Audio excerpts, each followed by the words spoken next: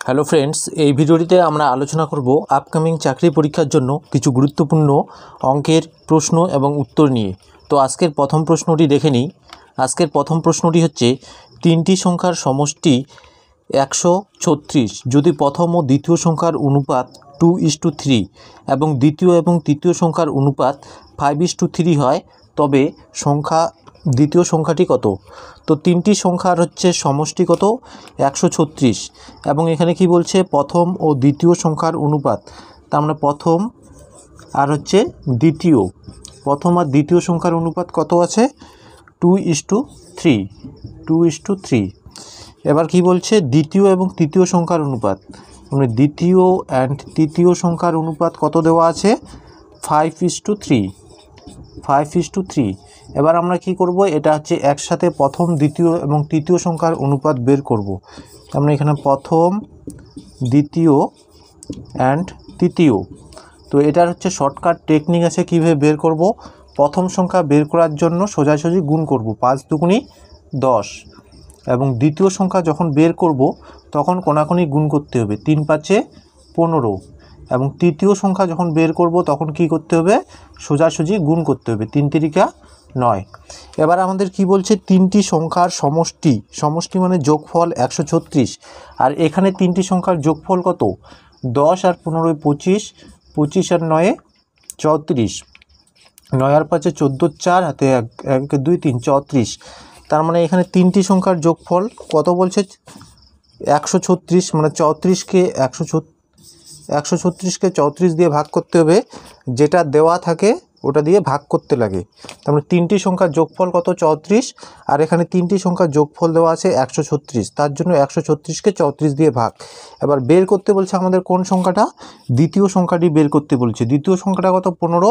এটা দিয়ে গুণ করতে লাগবে, তাহলে আমাদের হচ্ছে দ্বিতীয় সংখ্যাটি বের হয়ে যাবে। এটা হচ্ছে দ্বিতীয় সংখ্যাটি বের হয়ে যাবে। তো এটা যদি আমরা কাটাকাটি করি, এটা কত দিয়ে যাবে? 4 দিয়ে যাবে। 4 চোখ 16, 3 4 12। তার মানে 4 15 কত হবে? 4 15 হবে 60। তার মানে হচ্ছে দ্বিতীয় সংখ্যাটি আমাদের সঠিক উত্তর হবে 60। প্রশ্ন আমরা দেখে নেব। নেক্সট প্রশ্নটি হচ্ছে, কোনো বিদ্যালয়ে বালক বালিকার অনুপাত 7:5 যদি ওই বিদ্যালয়ে মোট শিক্ষার্থীর সংখ্যা 2400 হয়, তবে বালিকার সংখ্যা কত? তার মানে বালক আর বালিকার সংখ্যার অনুপাত কত? বালক মানে হচ্ছে বয়েজ অ্যান্ড বালিকা মানে হচ্ছে গার্লস। এদের সংখ্যার অনুপাত কত?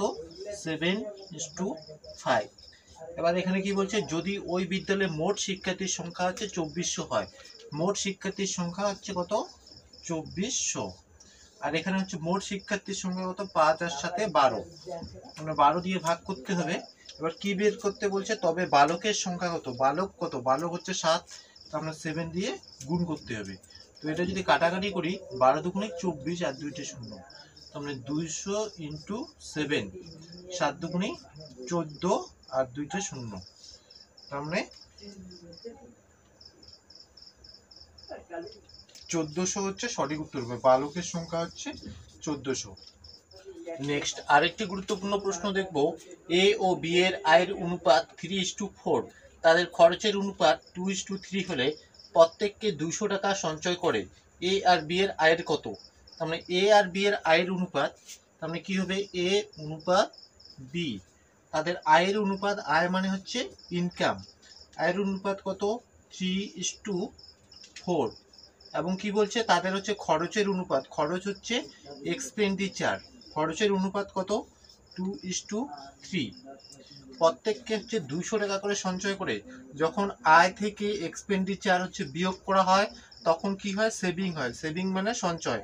তার মানে 3 টাকা আয় করে 2 টাকা খরচ করে কয় টাকা সঞ্চয় করে? 1 টাকা। 4 টাকা আয় করে 3 টাকা খরচ করে, তাহলে সঞ্চয় করে 1 টাকা। আর এখানে সঞ্চয় কত করে? 200 টাকা। তার মানে একের ভ্যালু কত হবে? 200 হবে। আর এখানে কি বের করতে বলেছে? এ ও বি এর আয় বের করতে বলছে।